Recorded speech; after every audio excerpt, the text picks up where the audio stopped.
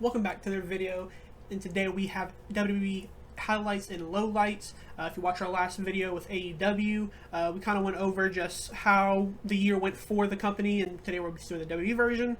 And yeah, I mean, WWE again has had another good year. I think they have been improving again and again.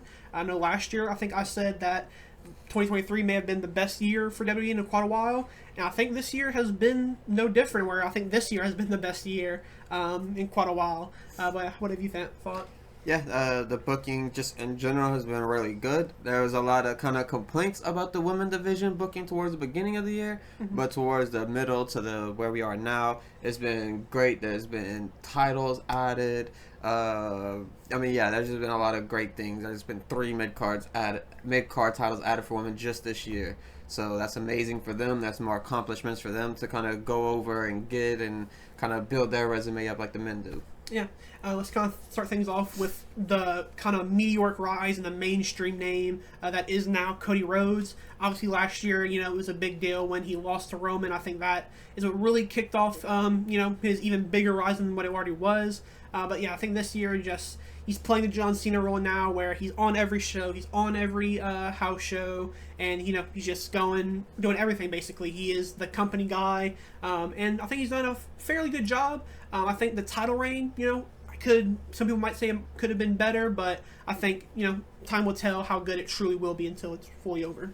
Yeah, I mean, we had a big 2-year build for Cody getting the belt, so it makes sense that he's going to get it and hold it for a long time, and he's going to just feel like this special champion that we haven't seen in a while because, Roman's been a heel and he's had the title for years before, and yeah, Cody having it just it was a relief to a lot of people because we wanted Roman to kind of lose it finally. We wanted it to kind of start swapping hands a little bit, and then Cody just being the guy, like he just has been amazing.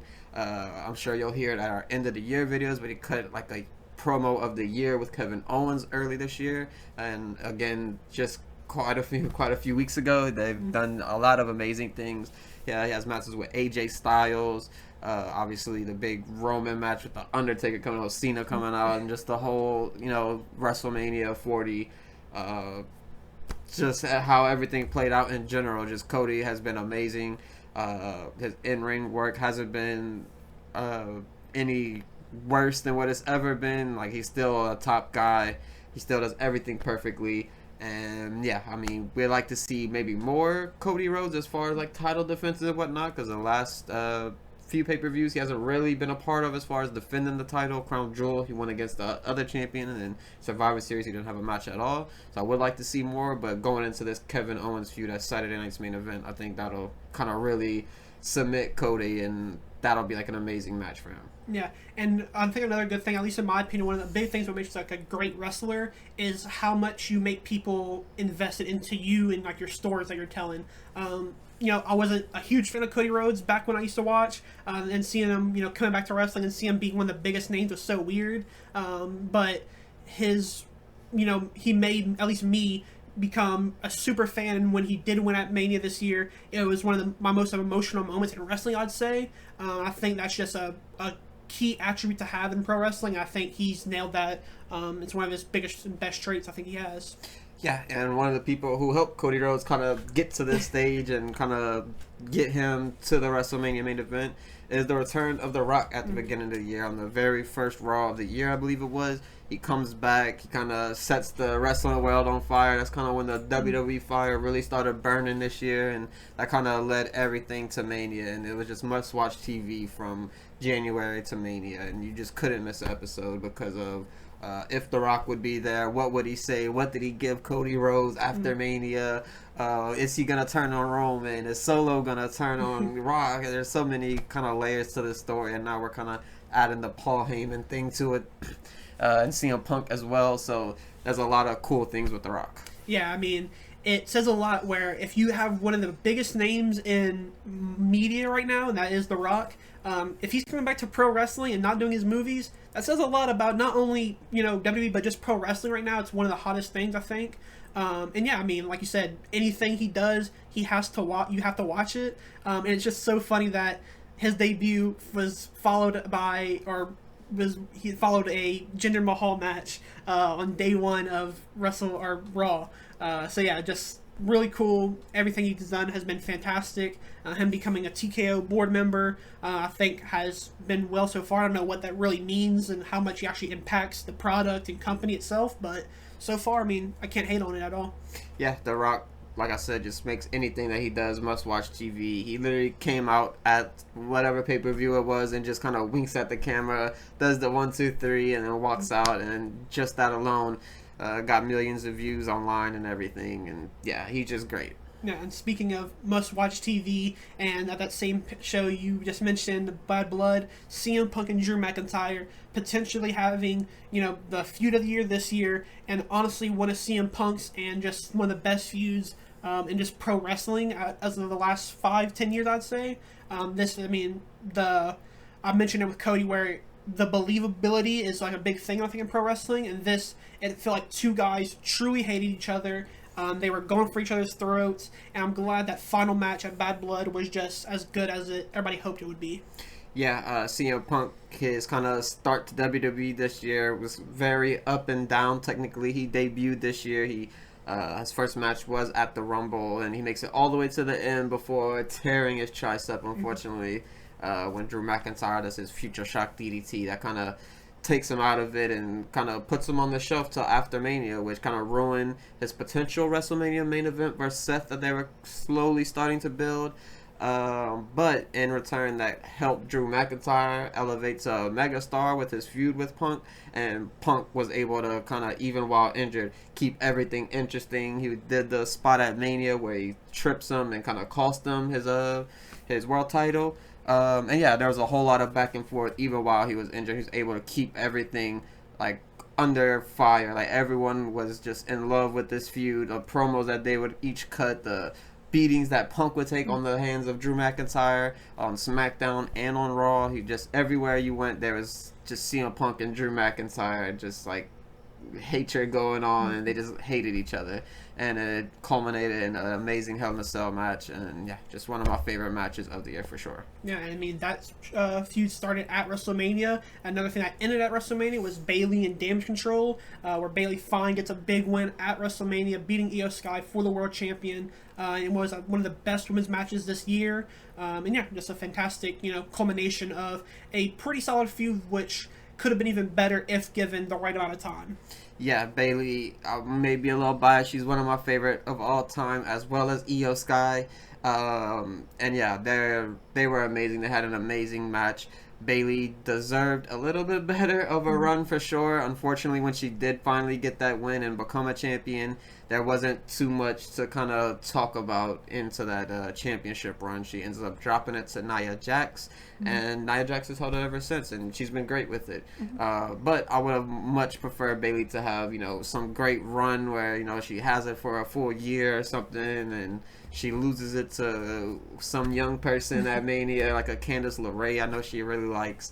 But yeah, Bayley, she's one of my favorites. She's amazing. And everything she does, I feel like she adds a lot of meaning behind it, because just her character work, her promos, and the way that she kind of helps all the other women just build in their matches, and she'll take the moves from everyone. She'll take a pin when she needs, and yeah, she doesn't mind it. So Bayley is just amazing. Yeah, and another big thing that was going on this year on the Raw side was the kind of three-way feud between Sami Zayn, Gunther, and Chad Gable, the real workhorses, I think, of this year for WWE. It kind of starts with Chad Gable and Gunther. Chad Gable, a lot of people started getting behind him, believing in him, thinking he's going to be the one to defeat Gunther, but could not get the job done. Sam gets an opportunity. He couldn't get the job done at first, gets the advice and help from Chad Gable, gets the job done at WrestleMania, and then Chad Gable eventually turns on him after he couldn't beat him, and that unraveled to a big feud. But yeah, just three of the biggest workhorses in pro wrestling this year. Yeah, Sammy beats Gunther for it. Gunther beats Sammy, and it kind of just been having this big back and forth, and this kind of led Sammy on the kind of trajectory he's on now, where he's kind of involved in all these amazing stories. He's probably the workhorse of the year when we do our, rankings at the end of the year. And yeah, I mean, Sammy has just done absolutely everything this year. Every match he has is good. I can't think of a single match that was a dud that just didn't really move the people in his matches. He still gets massive pops when he comes out, and yeah, this is kind of like the year of Sami Zayn. Unfortunately, I don't think he'll win a title this year, but I do definitely see that in Sami Zayn's future because I think that people would love it. Yeah, and another big thing that some people might see as unfortunate, but as a fan of him for so long, John Cena announces a retirement, in which is bittersweet, I guess you can say, and it's obviously he's a guy who either you love him or you hated him at one point, and yeah, it's just really cool to see him go out on his own terms and announce it in advance, saying he's going to do a lot of dates. Whether that means matches or just appearances, we'll see when that happens. But should be a really fun 2025, and I think it's going to be something really to look forward to. Yeah, he mentioned he would be doing like 35 to 45 dates or somewhere around there. But yeah, essentially the whole year. There's 52 weeks in a year. Obviously, he could do, Raws and SmackDowns and the pay-per-views and all that kind of thing. But yeah, he's going to have an amazing year. These are going to be his last times in everyone's cities at all these pay-per-views. It's going to be his last matches versus everybody. There's so much kind of emotion going into it. I think the crowd reactions are going to be kind of weird to see because I feel like there'll be a side of the arena that's cheering, and then there'll be a side of the arena that's like, man, this is our last time ever seeing John Cena. So you might see some crying eyes. No telling what we'll see. As far as that goes. But yeah, John Cena, one of the greatest of all times. Some people would call him the greatest of all time. But yeah, just an amazing time for him. I'm glad that he's coming back during this era of wrestling because this is an amazing era of wrestling. There's a lot of really good wrestlers he can lock up with for the first time. There's a lot of feuds to revisit, like a Punk who came back. Randy Orton's better than ever. Cody Rhodes is an amazing one. There's so many great ways you could go with John Cena, and I expect a lot from him out of this retirement. Yeah, and a very smart thing. I don't know whose idea it was, but to announce that this is John Cena's last year in 2025, I think it's really smart because now every show you have to watch to see when he's going to appear and what he's going to do next. So yeah, should be a really fun time in 2025. But with retirements, there's also debuts. And this year, we've had a plethora of real debuts and people having their first matches this year. And we can go from NXT and main roster. We have Stephanie Vaquer, Julia, Ethan Page, Jade Cargill, Zarya, MCMG, Andrade, Naomi.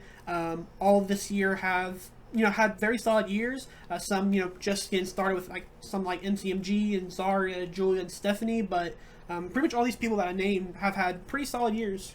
Yeah, Stephanie Vaquer, obviously she kind of started with a little bit of controversy with her kind of swap from AEW to WWE. Not that she was really signed to AEW, but I think it was a lot of unnecessary hate for her that she said it herself, and she's mentioned times in the past that WWE is where she wanted to be, where she dreamed to be, and so she took that opportunity to take it. And ever since coming to WWE, she's been amazing. They're treating her like the star that she deserves to be treated like. And yeah, I think it's going to be amazing for her. And I'll definitely see a title on her waist in the very near future. Potentially at this year's deadline, she'll be a number one contender. Yeah, Stephanie Vaquer is one of those people who I think could really make an impact in the women's division. There's no one really like her with her, moveset and skill set. So I think that's something really to look forward to. Similarly, Julia is somebody who doesn't really have, there's no one that has a similar moveset to her. So yeah, NXT is looking on fire when they do eventually get called up. There's a lot of fantastic matches that I can't wait to see, like Stephanie versus Bianca versus Charlotte Rhea. Same thing with Julia, the same people. So that's something to look forward to. But then you also have like Jade Cargill, who, there's, depending on how you see it, this year she made her debut at the Rumble in a big surprise, which is fun. Same thing with Naomi debuting at the Rumble. They have been, I think they've done good work this year. Unfortunately, haven't been the main focal point in the women's division, but have still played a key role this year.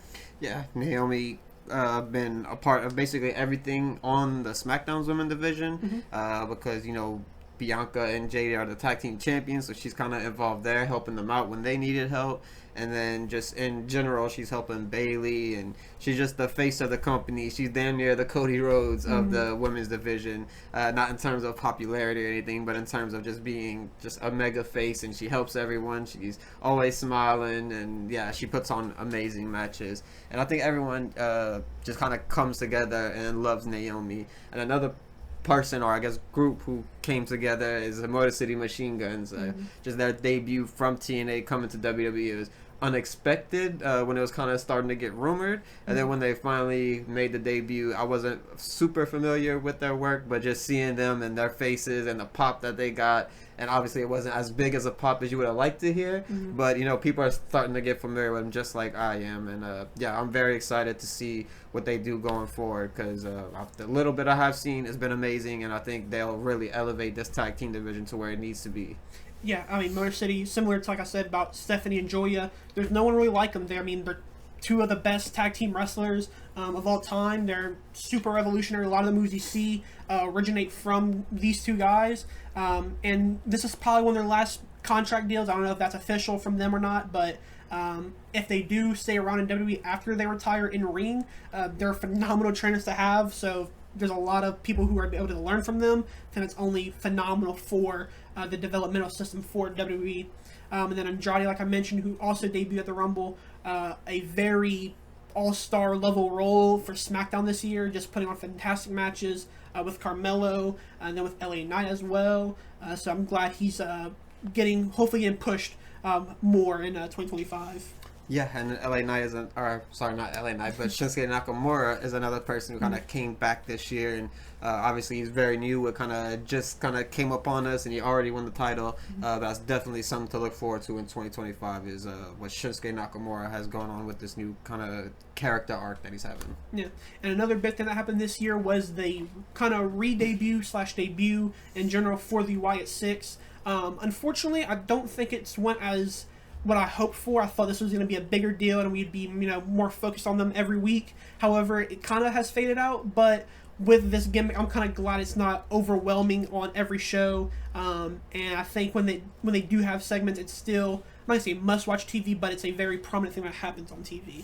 Yeah, the Wyatt Six has been very fun when they do get used. I'm never mad at it, but I wish that, obviously it's kind of hard because I know they're not, WWE said that they're not, that they're human is what they're trying to basically make it seem like. But at the same time, they do these kind of non-human kind of tendencies to them where they do certain things where it's like, why does that happen if, they're just regular human? But yeah, there's a little funny things about it where it's like, I could care less about that. But at the end of the day, I think every match that they have is good. We're seeing them right now with Karrion Kross and AOP and The Miz and all that. I think this has been the best build to one of their matches yet. I'm very interested to see this because we haven't seen Scarlett in ring really, and it'd be cool to see her versus Nikki and finally start getting those reps in the ring and maybe start getting used more. And then obviously Karrion Kross is someone who no one really, I don't want to say it like this, but no one really cared about for the longest, and now people are starting to fall behind them. And then one could only assume after this Karrion Kross thing, they potentially could go over to the New Day. They turn on people, they go after people who turn on their brothers and, do all these kind of things. And the New Day have done just that. Yeah, I mean, let's talk about the New Day. Obviously, recently they've had a very interesting character development line. It started off with Xavier kind of being more heelish and being more sensible and reasonable with his actions, and Kofi trying to, it's Kofi Kingston, it's hard for him to be the bad guy, but this past week on Raw, they had their 10-year reunion, which is really cool to see that, a team that's been together for 10 years in WWE.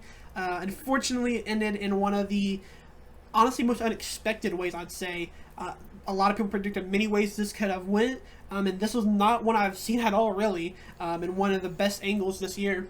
Yeah, your typical kind of breakup is, one attacks the other, they injure somebody, some outsider comes in, and that splits them up. But this has kind of been none of that. You definitely has a kind of play in it with Karrion Kross. He kind of set the seeds in Xavier Woods to kind of start all of this. But it didn't lead to none of that. There was no attack. They didn't attack Big E. Xavier didn't attack Kofi. It's just they kind of destroyed each other with their words. The week before, we seen Xavier go after Kofi about losing his world title in 6 seconds. We seen Kofi tell Xavier that he'll never win a world title, basically. And then they both kind of ganged up on Big E this time and kind of set him down, really. Like he couldn't even respond to some of the things. It was one of the most heart tugging kind of segments that they've ever done on Raw. This is another promo of the year, another segment of the year, whatever you want to call it. But yeah, no one wanted to see the New Day break up, and especially for them to do it like this, it was very just like I said, just kind of heart tuggy. You didn't know which way to go, because it's very cool that they're doing it and the uniqueness of it. And people did somewhat want to see Xavier and Kofi split up in a way, but we, at the end of the day, we all wanted them three to be together, and that's the main thing everyone wanted. Yeah, I think that's what's really good about this storyline is what is going to happen next, because I think everybody hopes for and at least imagines that they will recombine one day all three together. Obviously, if Big E's physically able to, with, obviously he has a lot of problems right now, and just we don't know what the future holds for him. Hopefully he does return, obviously, and when he does, that's going to be really interesting. Do they just immediately go back together, or is it going to be something to build back together? Because, New Day as itself, they're kind of getting up in age, I'd say, unfortunately. So, they probably don't have a lot of years left. So, these next few years are going to be really important for them to finish out, the New Day as a group. But another big improvement this year has been the women's division. From not only main roster, but NXT. Just, we're having better matches every single time, it feels like. New women's matches that can be considered some of the greatest women's matches of all time. Really proud of the women's division this year. Yeah, without a doubt, WWE has the best women's division in all of pro wrestling. I don't even think it's particularly close in any direction. Obviously, I haven't seen a lot of the rosters and some of the other places, but I'm very confident in saying that with everything that WWE has, they have all the amazing characters like a Chelsea Green. We have amazing wrestlers like a Stephanie Vaquer, like a Bianca Belair. We have the legacy people who people would just love because they're some of the greatest women of all time, like a Bayley, a Becky, Charlotte are going to be coming back anytime now. We have young people like Jade Cargill. Well, she's not too young, I guess. But we have young people like a Roxanne Perez, like a Cora Jade.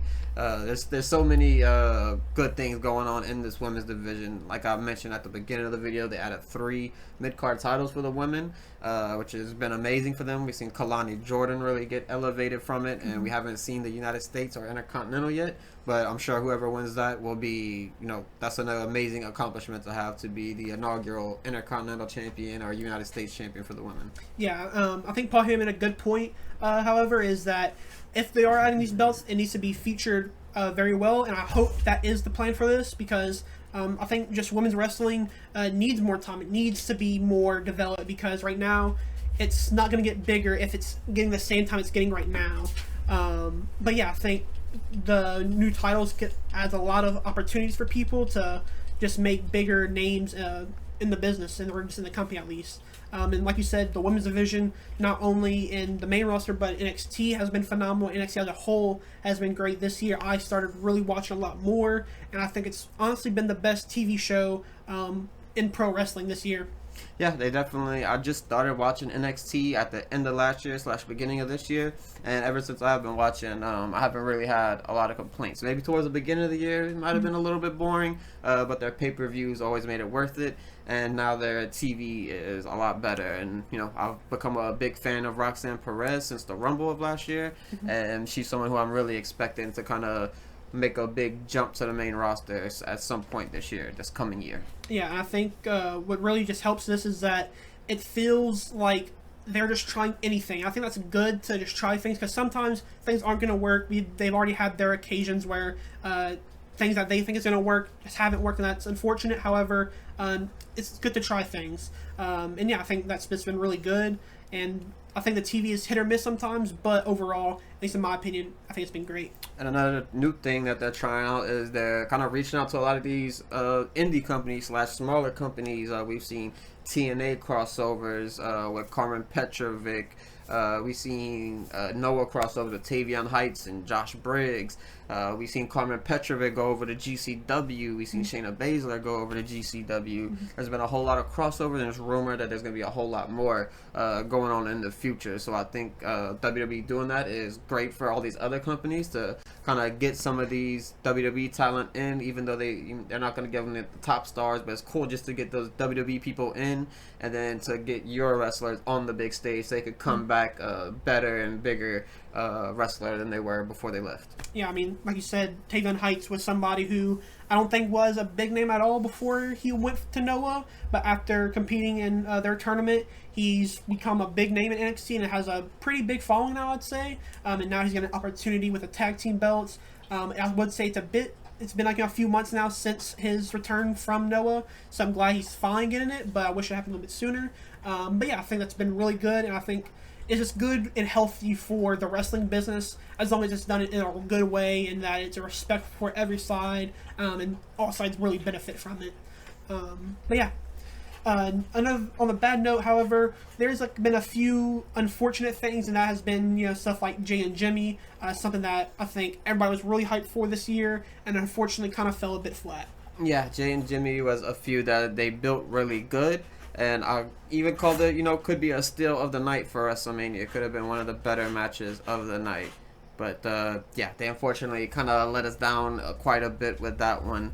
But yeah, hasn't been great as far as that. And then speaking of missed opportunities, just the Otis situation with Chad Gable, where he basically got disrespected for like 6 months and he never got to pay that off. So he basically just got disrespected, slapped around, pushed around, and never was able to defend himself a single time. It didn't lead to a single match. And yeah, that was definitely probably the worst part of Triple H's booking this year. Was probably the Otis situation, because that was the one moment where you could have done something for him and maybe could have became a mid-card champion that could have elevated him to maybe go a little bit higher than that. But yeah, they definitely let the fans down with that one, I'll say. Yeah, and it's one of those things where it really doesn't make any sense, because it's not like the crowd wasn't behind him or like online wasn't behind him.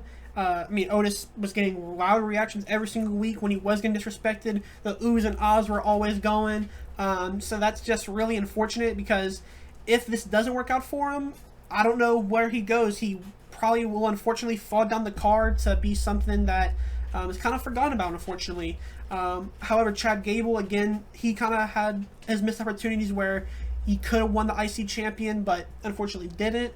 And then has kind of been just floating around right now, I'd say, on Raw. Yeah, and Chad Gable, I mean, he's had very good matches. His character work is very good. Now he's doing this thing with American Made, and they're doing great as well. But you'd like to just see more of them. You want to see Chad Gable put on a pedestal, because he does deserve that. Maybe that'll come when they fully turn face, though, because it seems like that'll be the better direction, because face Chad Gable, in my opinion, is the better version of him. Yeah. And kind of one last thing is kind of Triple H is sometimes overlooked and kind of, I don't know really how to explain it, but just kind of his failures with the Money in the Bank so far. If we're talking about if he is the one for the 2022 Money in the Bank, where Austin Theory was the Money in the Bank champion or Money in the Bank holder, that was kind of a failure, I'd say, where he cashes in on the U.S. champion, doesn't even win it, and kind of makes him just look like an idiot. And then this year with Drew McIntyre, I get that kind of was just for the storyline between Punk, Seth, and Drew, so it kind of made sense, but at the same time, we could have given it to somebody else and just, we could have the same outcome, I feel like. Yeah, and Damian Priest, same thing falls under him. So yeah, Triple H just, he has to get better with that. And maybe, it's something that he just doesn't care about, and he just kind of getting rid of him just to get rid of him, because he doesn't really like the Money in the Bank thing. But everyone does love it, and he should definitely try at least a little bit harder and not make us wait all the way till Mania every year to kind of get that payoff. Like, I'm not saying we need to cash in same moment like we did with Drew. Maybe that was Triple H kind of trolling us, because all right, y'all want these stories, all right, y'all don't want these like long stories with it, well, we're gonna dump it first day. And I guess they learned that people didn't want that either. But yeah, he'll get better with it over time, I'm sure, and I think hopefully this year will be a lot better, because I think people are starting to see the complaints and they're starting to get the direction that the fans want it to go. Yeah. But yeah, I mean, this year for WWE has been, pretty solid. I think it's been their TV has been great. I think pay-per-views could use some work where, the match quality just needs to be a bit better, but at the same time, that's just sometimes just unfortunate with what they're given at times. But yeah, I think another great year for WWE. Interested what's happening next year, obviously, with a lot of big things with Netflix, Cena, Rock, so many interesting stuff that's going to happen next year. But yeah, this is kind of just a big highlight for WWE while we kind of wrap up the year with a lot of end of the year awards that you'll be seeing towards the end of the year. But yeah, that will be it from us, and we'll catch you guys in the next video.